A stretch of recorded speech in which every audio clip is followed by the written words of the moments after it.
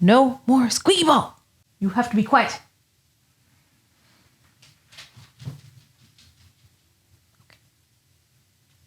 Anyway, it's day 18. We're going to go over charts and how to make them more accessible than whatever. I know tons of people use tons of charts all the time, and this is a huge pain point.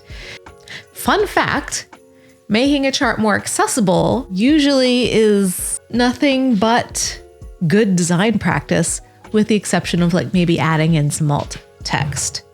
Let's talk about line charts. Okay, so this is just your default line chart that comes in when you click Insert Line Chart in PowerPoint. And it gives you all kinds of things on the slide. Tons of chart junk. The first thing we need to do is get rid of the chart junk. Then we can really see what's going on and what we're working with. Let's get rid of those lines. And some people may need the vertical axis numbers and some people might not. I get rid of everything that I can get rid of until I can't get rid of no more. For line charts, it's probably good to keep the y-axis there. The x-axis is fine, but no legends. No. You have a line chart. I don't care if your legend is at the bottom or on the side here or in the middle, whatever. No legends. Just don't do it. Not only does it take up space, but it makes your audience do this. They're trying to figure out which one is what from the legend. Okay, so instead of using a legend, what do we use?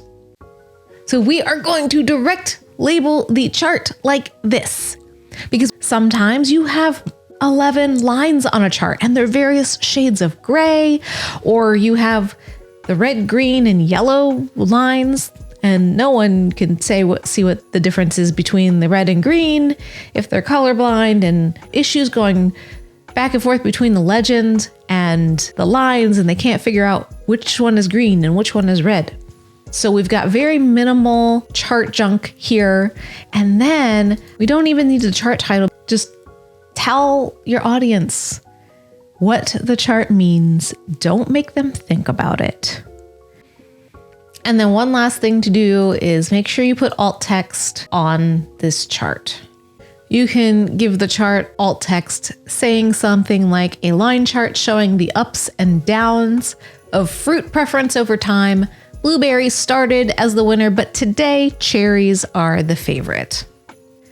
But what about pie charts? Don't go more than 4, because it's really hard to see the difference. I mean, who's the biggest pie slice here? Is it gray or is it yellow? You really can't tell by looking at it. You have to know what the data is.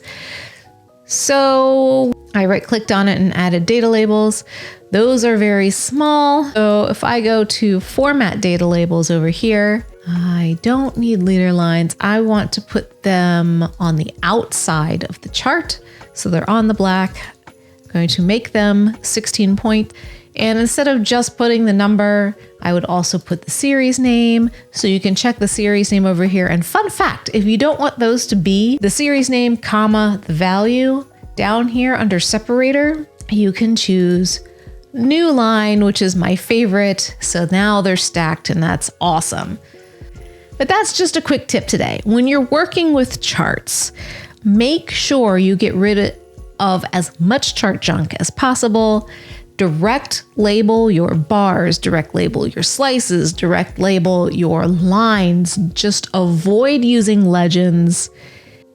That's really it today. It's a very short one. Wrapped all the Christmas presents. This is not a tampon, this is chapstick.